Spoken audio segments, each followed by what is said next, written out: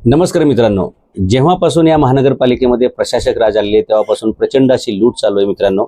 अगदी आपल्या घरी दैनंदिन येणारं पाणी पुरवठा याचं सुद्धा ज्यावेळी टेंडर काढलं जातं त्यावेळी अशा काही अटी टाकल्या जातात की त्या फक्त 2 लोकच पूर्ण करू शकतात आणि मग त्या लोकांना 105% दराने टेंडर दिलं जातं आणि पालिकेची मोठी लूट होत असते।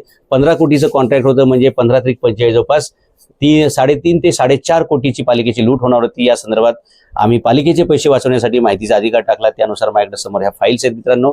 एवढ्या सगळ्या फाईल्स आहेत, त्यातल्या निवडक तुम्हाला सांगतो। मग या संदर्भामध्ये जे खऱ्या अर्थानं चांगलं काम करू शकतात असे उद्योजकांना बाहेर काढण्यात आलं आणि जे पालिकेला कमी किमतीमध्ये उच्च दर्जाची सर्व्हिस देऊ शकतात, कोणती पाणी पुरवठा त्याचं संचालन करणं, मनुष्यबळ तिथं ठेवणं, पाण्याची मशीन बंद करणे, चालू करणं, काही बिघाड झाली तर दुरुस्त करणं, असं सगळे 15 कोटीचं काम होतं।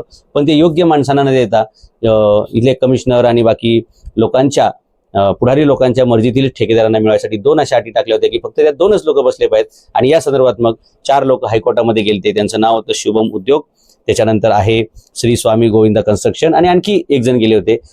अशा सर्व लोकांनी कोर्टामध्ये जाऊन हे टेंडर कॅन्सल केलं। आता नव्याने हे टेंडर काढण्यात आलेले मित्रांनो आणि जे काम 105% दराने दिलं होतं ते आता जवळपास 80%च्या दराने जाणार आहे आणि पालिकेच्या याच्यामध्ये 3.5 ते 4.5 कोटी रुपये वाचणार आहेत। अशाच प्रकारे प्रत्येक जागरूक आणि नागरिक झालं तर तुम्हाला अशा प्रकारे माहितीचे अधिकार ते घेता येतं। ज्या उद्योगावर अन्याय होईल त्यांनी सुद्धा असं कोर्टामध्ये गेलं पाहिजे। ज्या नागरिकांना माहिती मिळेल त्यांनी असे माहितीचे अधिकार टाकले पाहिजेत।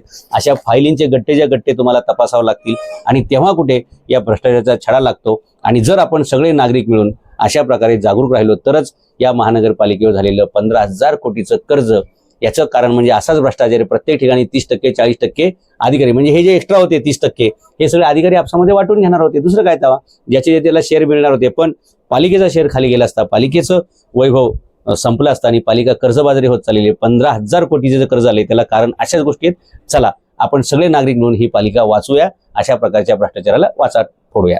धन्यवाद।